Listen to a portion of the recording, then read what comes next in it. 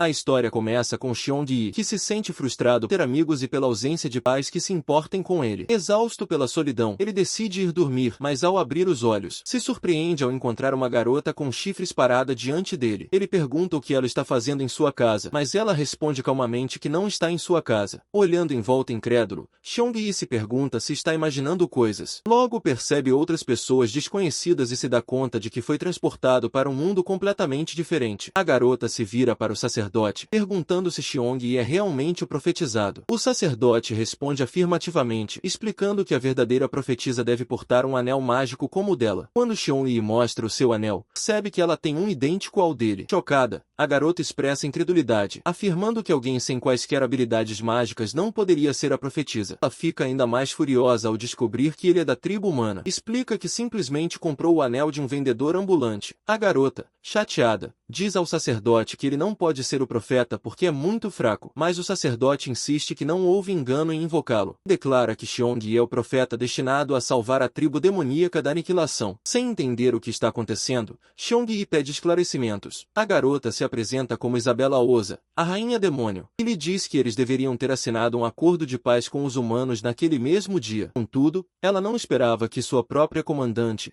Lilian, a traísse com a ajuda de outros humanos. Na batalha que se seguiu, Isabela perdeu grande parte de seus poderes mágicos, mas conseguiu sobreviver graças ao sacrifício de seus 4 subordinados mais poderosos. Enquanto Xiong-yi assimila essa nova realidade, ele começa a pensar em como poderia assumir o controle da situação. Pergunta por que eles não se escondem nas montanhas, mas os outros explicam que estão fugindo dos humanos. Eles haviam invocado o profeta em busca de ajuda, mas agora estão decepcionados com a falta de poder dele. Nesse momento, Isabela repentinamente se sente fraca e se transforma em uma forma mais humana. O sacerdote explica que a energia dela se esgotou completamente culpa Xiong-yi, pois ela usou suas últimas forças para invocá-lo. Nesse instante, um grupo de humanos chega, anunciando que já se infiltraram no reino. Eles escoltam Isabela para um local seguro, enquanto o sacerdote permanece para trás para ganhar tempo. Isabela implora para que ele fuja com eles, mas o sacerdote já está se preparando para teletransportá-los. Enquanto Isabela chora e súplica para que ele vá junto,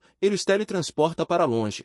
Segundos depois, a porta é destruída e o Engus de Tó aparece, exigindo saber onde está a rainha demônio. No entanto, Isabela já partiu, tramando sua vingança. Enquanto fogem, os humanos atacam. As garotas planejam se sacrificar para que Isabela possa escapar. Determinado a proteger Isabela, Xiong-yi segura sua mão e promete mantê-la em segurança. Quer ficar para trás e lutar, mesmo que isso signifique morrer ao lado de seus subordinados. Mas Xiong-yi a convence de que fazer isso tornaria seu sacrifício sem sentido. Em meio a lágrimas, Isabela observa seus camaradas morrerem para garantir sua fuga. Eles encontram cavaleiros humanos. Isabela se liberta das garras de Xiong-yi e ataca os cavaleiros em retaliação pela morte de seus subordinados. Um dos cavaleiros os acusa de serem agentes demoníacos que fazem lavagem cerebral nos humanos e se prepara para matá-los. Xiong-yi se ajoelha e nega a acusação, implorando que não estão sob o controle do demônio. Isabela fica furiosa por ele estar ajoelhado diante de um humano, mas Xiong-yi explica que essa pode ser a única chance deles de sobreviver e, mais tarde,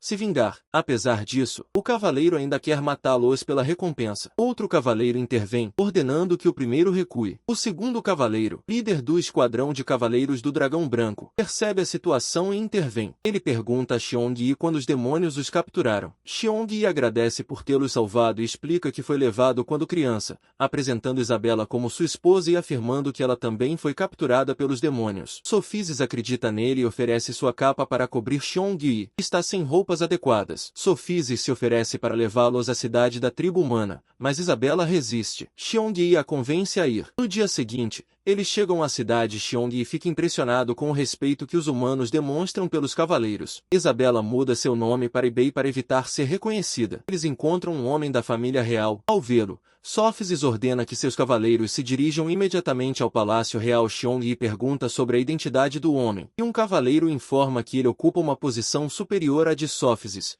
sendo filho do regente. Ele explica ainda que o rei ainda é jovem e que é o regente quem o orienta na tomada de decisões, concedendo-lhe autoridade sobre todos os outros. Embora Sofizes cumprimente o homem respeitosamente, Buri, percebendo que ele não é o líder dos Cavaleiros do Dragão Vermelho, o despreza. Sophisis pergunta por que os Cavaleiros do Dragão Vermelho estão à frente deles, já que deveriam ser eles a assinar o Tratado de Paz com os Demônios. O homem responde que as ordens do rei eram para eliminar a Rainha Demônio. Nesse momento, chega o pai de Sophisis, o líder imperial. Ele é apresentado como Girudida e menciona que veio à cidade ao saber que seu filho estava ali, na esperança de cumprimentá-lo. Xiongyi fica impressionado ao perceber que o pai de Sophisis exerce grande influência no reino. Um cavaleiro explica que Giro é próximo do rei e que ele e o regente têm visões políticas opostas. De repente, o som de trombetas anuncia a chegada dos Cavaleiros do Dragão Vermelho, que carregam a cabeça do sacerdote empalada em uma espada. Isabela fica furiosa e deseja retaliar, mas Xiongyi a acalma. Enquanto observam Angus, Xiongyi jura vingança em silêncio. Angus, acreditando que Giro veio recebê-lo, fica surpreso quando Giro afirma que vai ver o rei,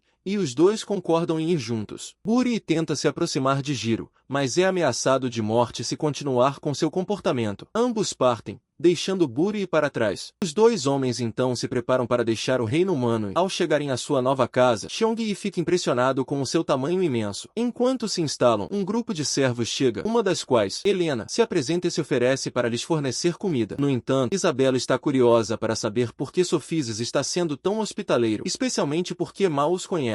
Enquanto isso, Angus e Giro estão diante do rei, que não passa de um menino. O rei parabeniza Angus por ter concluído sua missão. No entanto, Giro critica, alegando que o que Angus fez foi um crime. Ele ressalta que a missão deveria ser um tratado de paz com os demônios, não o assassinato da Rainha Demônio. Giro adverte que, se a Rainha Demônio retornar à sua tribo, haverá guerra, que custará muitas vidas humanas. Angus, por sua vez, explica que, antes que pudessem assinar o tratado, Lilian, a Rainha Demônio, revelou que seu povo era a favor de sua rebelião e se ofereceu para ajudá-la a se tornar a nova rainha. Ela prometeu que tal movimento fortaleceria o relacionamento entre as duas tribos. Ele apresenta uma carta da rainha ao rei detalhando o acordo. O rei lê o documento e parabeniza Angus por cumprir sua missão. No entanto, Giro ainda duvida da autenticidade do acordo, pois não acredita que os demônios teriam aceitado tão facilmente um novo líder. O rei decide deixar a questão nas mãos de Angus, e como monarca reinante, Giro concorda a contragosto, embora isso claramente o desagrade, ao mesmo tempo que faz Angus se sentir vitorioso. Mais tarde, enquanto toma banho, Xianyi reflete sobre como poderá retornar ao seu mundo, tendo testemunhado tanta morte e desespero. Cefeso chega para se juntar a ele no banho, e Xianli pensa que a bondade que lhes foi demonstrada acabará por desaparecer. No entanto, Cefeso tranquiliza, afirmando que enviaram pessoas para procurar sua família. Xianli mente, alegando que os demônios fizeram uma lavagem cerebral nele, deixando-o sem nenhuma lembrança do passado. Cefesus então menciona seu próprio irmão, Sofozak, que foi capturado pelos demônios, e pergunta a Xianyi se ele o conhece. Xianyi discorda da ideia, pois há muitos escravos humanos na tribo demoníaca. Cefesus está deprimido, mas Xianyi o anima conversando com ele. Durante a conversa, Cefesus revela que Lilian se tornou a nova rainha demônio. Eles também discutem a tensão entre seu pai e o regente. Após o banho, Helena conduz Xianyi até seu quarto. Ao abrir a porta, ele se depara com Isabela trocando de roupa. Inicialmente constrangida, ela fecha a porta rapidamente, pedindo-lhe que não a trate como a rainha demônio. Helena estava observando tudo, e como Xianyi havia anunciado o casamento, eles foram colocados no mesmo quarto. Ela insiste que eles devem agir como um casal casado para evitar suspeitas. Nesse instante, eles ouvem passos. É a Helena. Para enganá-la e fazê-la ir embora, eles fingem estar em clima de intimidade, mas estão apenas fazendo barulho para enganá-la. Xianyi exagera e Isabela o atinge, fazendo-o dormir no chão. Pergunta a ela como pode retornar ao seu mundo, mas ela diz que não sabe, deixando-o desapontado. Ele se lembra dos anéis e pede o dela a Isabela. Ele tenta combiná-los para encontrar um caminho de volta, mas nada acontece. Enquanto isso, Helena encontra Sophisis, que lhe pede para não interromper Isabela e Xianli.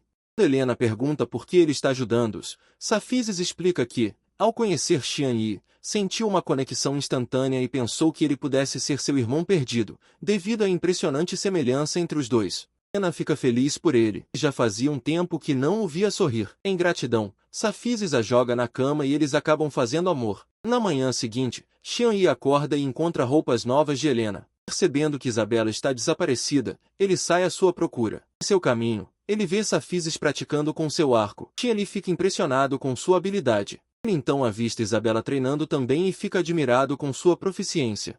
Embora ela tenha perdido seus poderes, suas habilidades permanecem intactas. Physis os convida para uma refeição, mas Xian-Yi expressa o desejo de deixar o reino humano, por não querer incomodar.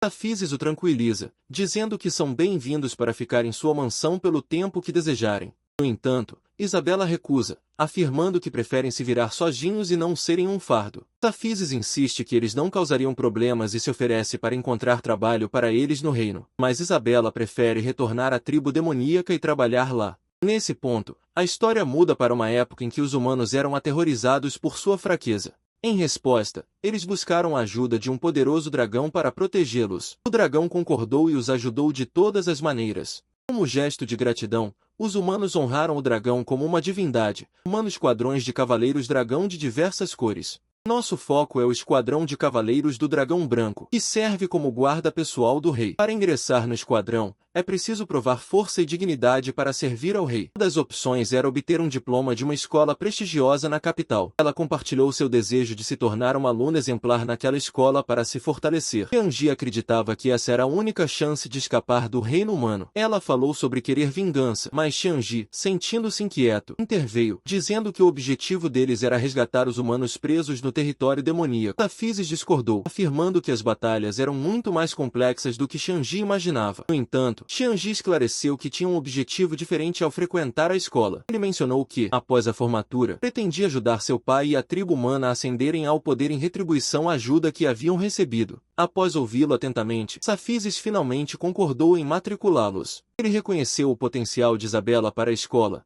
mas sugeriu, em tom de brincadeira, que Xian-Yi talvez se saísse melhor cozinhando do que lutando. 6 meses após a matrícula, Physis explicou os diferentes departamentos da escola. Ele lhes disse que um professor avaliaria suas habilidades e os colocaria no ramo apropriado. Cada aluno também receberia um cavaleiro para guiá-lo. Antes de partir, ele os avisou que, se falhassem no teste de seleção, seriam enviados de volta à mansão. Isabela e os outros riram da ideia, mas Xian-Yi permaneceu determinado a passar. Na escola, na área de combate corpo a corpo, o mestre Mike Yasu estava prestes a demonstrar uma técnica. Os alunos pediram ansiosamente que ele a mostrasse a todos. Mike entregou-lhes uma pedra e instruiu-os a golpear uma estátua com toda a força. O aluno conseguiu quebrar a estátua ligeiramente, mas quando Mike pediu para ver a pedra, ela já estava estilhaçada. Mike explicou que, para dominar a técnica, eles deveriam golpear com força total, mantendo a pedra intacta. O aluno protestou, alegando ser impossível. Mike então demonstrou sua técnica segurando um pequeno pássaro e usando toda a sua força para destruir a estátua, enquanto o pássaro permanecia ileso. Seus alunos ficaram maravilhados, perguntando-se como ele havia conseguido tal feito. Xian-Yi ficou impressionado com Mike, e o cavaleiro os apresentou como candidatos para o teste de admissão. Mike perguntou se Xian-Yi gostaria de se juntar ao seu ramo. Xian-Yi, frustrado, ativou uma aura poderosa, fazendo com que todos recuassem. Tudo, ao perceber que Isabela não se intimidava, ele a convidou para se juntar ao seu ramo. Ela recusou, expressando sua preferência pelos ramos de magia ou esgrima. O cavaleiro pensou que Xian-Yi também poderia ser adequado para o ramo de Mike, mas, após tocá-lo, desmaiou, incapaz de resistir ao poder avassalador de Mike. Xian-Yi acordou momentos depois, apenas para ser informado de que havia falhado no teste. Surpreendentemente, Xian-Yi não ficou chateado, pois não gostava do treinamento intenso. Ele se apresentou ao aluno ao lado, oferecendo-se para serem amigos.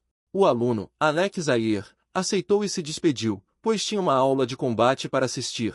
O cavaleiro conduziu Xian-Yi e Isabela aos departamentos de magia e esgrima. E assim, o palco estava montado. A determinação de Xian-Yi, as ambições de Isabela e os desafios que se avizinham. O que acontecerá a seguir na escola? Será que eles conseguirão sobreviver às provações? Ou a jornada deles tomará um rumo inesperado? O caminho para o poder nunca é fácil, mas os demônios que espreitam nas sombras podem ser a maior ameaça até agora. Descobrir o que acontece a seguir? Deixe um comentário se estiver pronto para a próxima parte da história.